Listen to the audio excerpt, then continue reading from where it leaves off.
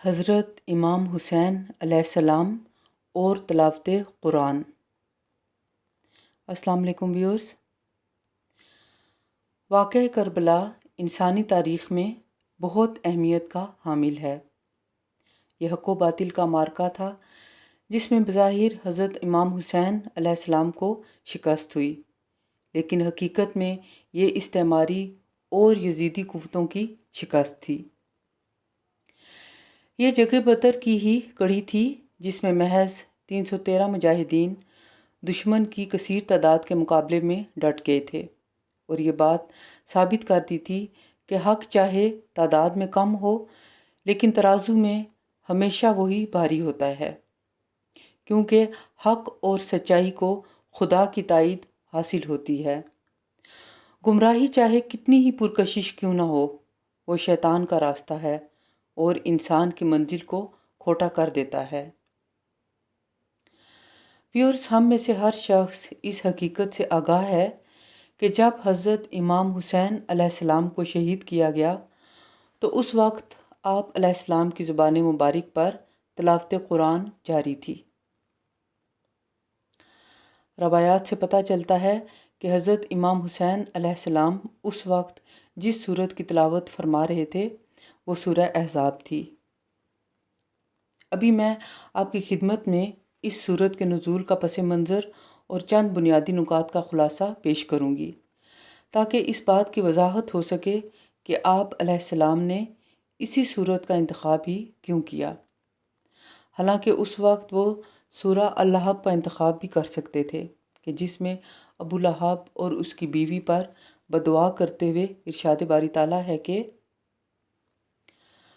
ابو لہب کے دونوں ہاتھ ٹوٹ گئے اور وہ ہلاک ہو گیا، اس کا مال اور جو کچھ اس نے کمایا اس کے کام نہ آیا، وہ بھڑکتی ہوئی آگ میں پڑے گا، اور اس کی عورت بھی جو ایندھن اٹھائے پھرتی تھی، اور اس کی گردن میں مونج کی رسی ہے۔ ویورز، غزوہ احزاب جسے تاریخ اور سیرت کی کتابوں میں غزوہ خندق لکھا جاتا ہے، اس کے خوفناک اور بھیانک منظر کی تصویر کچھ اس طرح ہے کہ موسم نقطہ انجماد سے نیچے گر چکا ہے، جس وجہ سے سردی اس قدر زیادہ اور ناقابل برداشت ہے کہ خیموں میں بیٹھے ہوئے مجاہدوں کی بغلیں بج رہی ہیں، خیمے سے باہر نکلنے کے خیال ہی سے جان کے لالے پڑ جاتے ہیں۔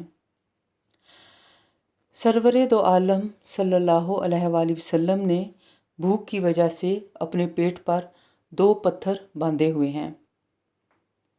صحابہ کرام رضی اللہ عنہم روٹی کے خشک ٹکڑے اور بوسیدہ گوشت کھانے پر مجبور ہیں، اور کچھ نے کمر سیدھی رکھنے کے لیے پیٹ پر پتھر باندھ رکھے ہیں۔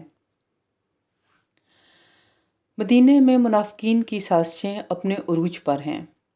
یہودیوں نے آپ صلی اللہ علیہ وآلہ وسلم کے ساتھ کیا ہوا بقائے باہمی کا معاہدہ توڑ کر حملہ آوروں کے ساتھ ساز باز کر لی ہے، اور عورتوں کے کیمپ پر دھاوا بولنے کے لیے تیاری کر چکے ہیں۔ مدینے میں چند مسلمانوں کے سوا باقی مسلمان خندق کی حفاظت اور اپنے دفاع میں رات دن مصروف ہیں۔ دشمن پوری قوت کے ساتھ بار بار خندق عبور کرنے کی کوشش کر رہا ہے۔ مسلمانوں کی دفاعی پوزیشن اس قدر کمزور ہے کہ آنکھ جھپکنے کے برابر بھی ادھر ادھر توجہ نہیں کر سکتے، جس وجہ سے سرور دو عالم صلی اللہ علیہ وآلہ وسلم اور صحابہ کرام رضی اللہ عنہم ظہر، عصر، مغرب اور عشاء کی نمازیں آدھی رات کے وقت پڑھنے پر مجبور ہوتے ہیں۔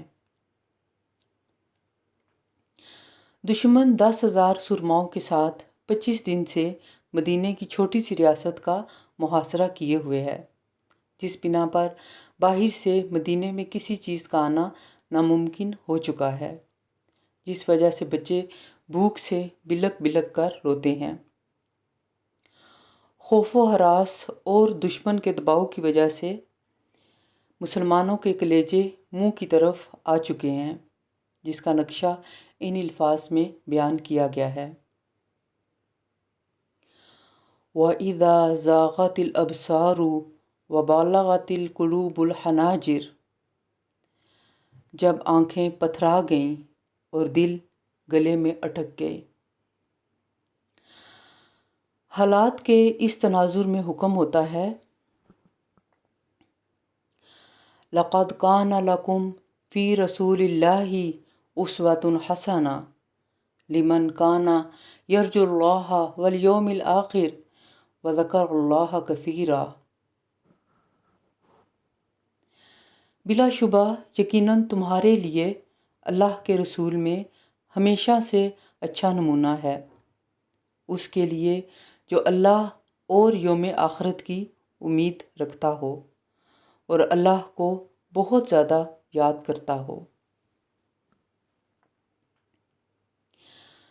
ویورز، اس فرمان میں اسوہ حسنہ سے مراد رسول اکرم صلی اللہ علیہ وآلہ وسلم کی حیات طیبہ کا کوئی خاص پہلو مراد نہیں، بلکہ آپ صلی اللہ علیہ وآلہ وسلم کی پوری حیات مبارکہ امت کے لیے عظیم اور حسین نمونہ ہے۔ سورہ احزاب میں یہ بات واضح کی گئی ہے کہ حالات کتنے پرفتن ہوں، مسائل اور مصائب کا طوفان سر سے گزر چکا ہو، مشکلات پہاڑوں کی مانند سامنے کھڑی ہوں، کلیجہ حلق میں آ کے اٹک چکا ہو، باد مخالف طوفان کی شکل اختیار کر جائے، غربت اپنی انتہا کو پہنچ جائے، موت آنکھوں میں آنکھیں ڈال کر سامنے کھڑی ہو جائے۔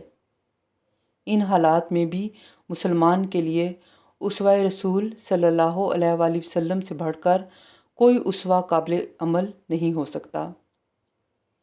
اس پر وہی شخص ایمان لائے گا اور عمل کرے گا جو اپنے رب کی ملاقات کی امید، آخرت پر یقین اور اللہ تعالیٰ کو ہر وقت یاد کرنے والا ہے۔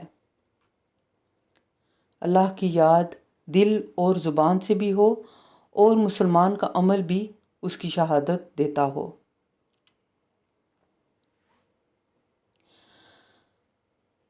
ویورز، اسی طرح ایک اور روایت کے مطابق منہال بن عمر کہتے ہیں کہ جب کاروان حریت دمشق پہنچا تو حضرت امام حسین علیہ السلام کا مقدس سر میرے پاس سے گزرا، جو کہ نیزے کی نوک پر تھا اور وہ کچھ پڑھ رہا تھا۔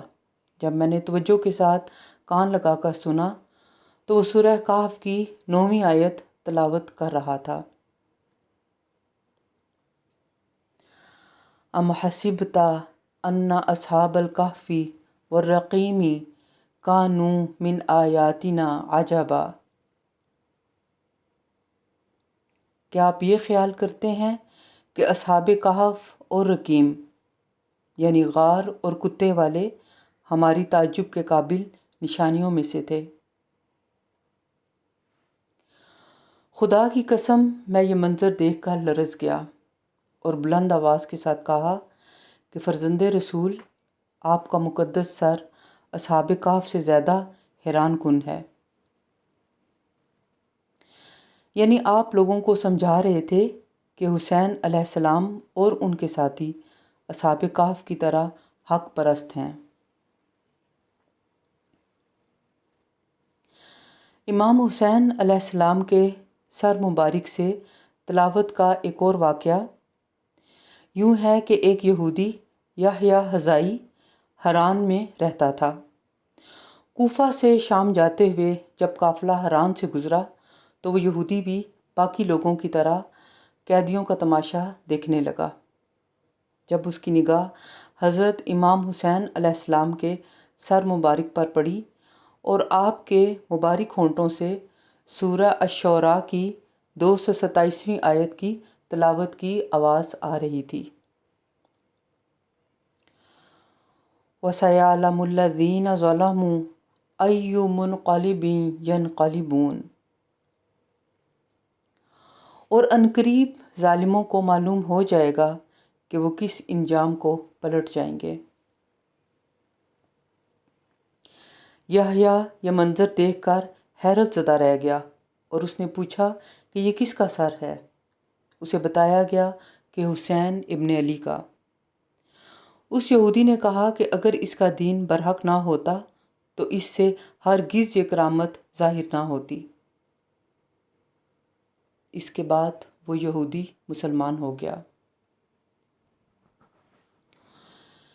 ویورز، کربلا کے میدان سے لے کر یزید کے دربار تک امام حسین علیہ السلام کے کٹے ہوئے سر سے، جو کہ نیزے پر تھا، قرآن حکیم کی تلاوت اس امر کا ثبوت تھی کہ مسلمانوں اپنے اصل علم یعنی قرآن حکیم کو مضبوطی سے پکڑ لو اور اس کی تعلیمات سے انحراف نہ کرو۔ نبی صلی اللہ علیہ وآلہ وسلم نے حجۃ الوداع کے موقع پر جو پیغام انسانیت لوگوں کو دیا، اسی کی کنٹینویشن اور حق کا پیغام امام حسین علیہ السلام نے امت کے لوگوں تک پہنچایا۔ نبی صلی اللہ علیہ وآلہ وسلم نے اپنے وصال کے وقت حاضرین کو وصیت کرتے ہوئے فرمایا کہ اے لوگو، میں تم میں 2 عظیم چیزیں چھوڑ کر جا رہا ہوں، انہیں مضبوطی سے تھام لو۔ ایک اللہ کی کتاب قرآن حکیم اور دوسرا میرے اہل بیت۔ ویورز، چراغ صداقت ہمیشہ آندھیوں کی زد میں رہتا ہے۔ اہل حق وہی ہیں جو اپنی جانوں کی پرواہ کیے بغیر اس کو روشن رکھتے ہیں۔ یہی واقعہ کربلا کا اصل پیغام ہے۔ Love yourself and spread the love. خود سے محبت کریں اور محبت پھیلائیں۔ آپ سب کا بہت شکریہ۔ اللہ حافظ۔